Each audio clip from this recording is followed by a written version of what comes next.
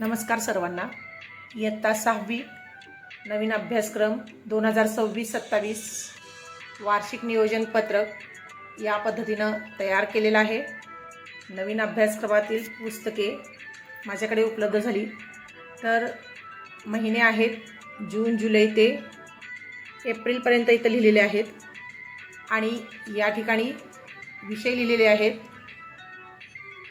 तर भाषा, इंग्रजी, हिंदी, गणित, सामान्य विज्ञान, इतिहास, भूगोल, नागरिकशास्त्र, कला, कार्यानुभव आणि शाशी। त्यानंतर आपल्याला ऑगस्ट महिन्यामध्ये आकारिक चाचणी 1 घ्यायची आहे।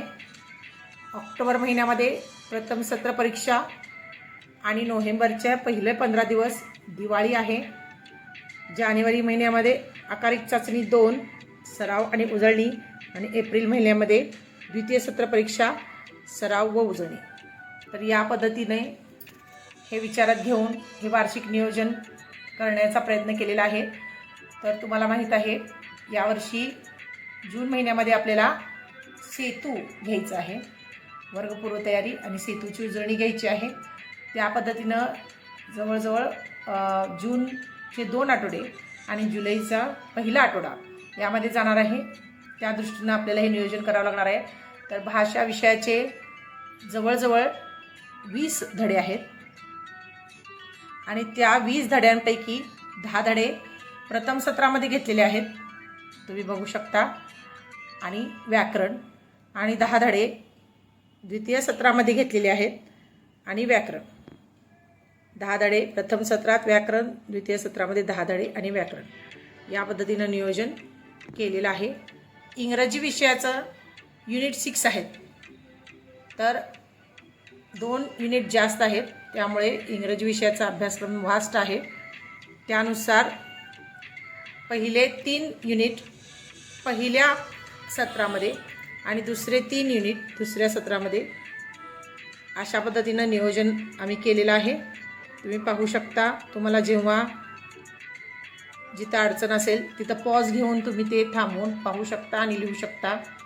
त्याचप्रमाणे तुम्हाला तुमच्या सोयीनुसार, तुमच्या कामानुसार आणि तुमच्या विद्यार्थ्यांच्या आकलन क्षमतेनुसार यामध्ये तुम्ही फरकही करू शकता किंवा घटक पुढे मागे घेऊ शकता। इंग्रजी विषयाचे हे या पद्धतीनं नियोजन आहे।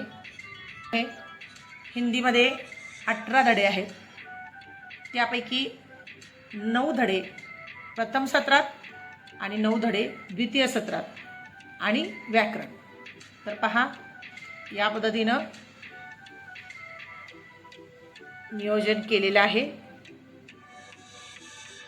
अशा पद्धतीनं व्याकरण आणि हिंदीचे धडे आणि आपल्याला चाचणी किंवा परीक्षासुद्धा विचारात घ्यावी लागणार आहे। तर या पद्धतीनं नंतर आहे गणित।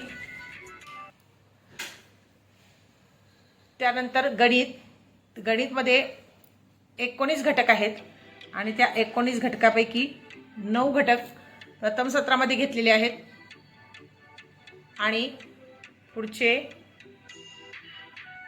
10 घटक द्वितीय सत्रामध्ये घेतलेले आहेत आणि या पद्धतीनं नियोजन केलेलं आहे। तुम्ही पॉज घेऊन थांबवून हे लिहू शकता। PDF करण्यास माझ्याकडे थोडा वेळ नाही, त्यामुळे मी PDF पाठवू शकत नाही। त्यानंतर सामान्य विज्ञानला 13 धडे आहेत, त्यापैकी 7 धडे प्रथम सत्रात आणि पुढच्या सत्रामध्ये बाकीचे धडे घेतलेले आहेत, तुम्ही पाहू शकता। या पद्धतीनं सामान्य विज्ञानचं वार्षिक नियोजन तयार केलेलं आहे। त्यानंतर आहे इतिहास, भूगोल आणि नागरिकशास्त्र।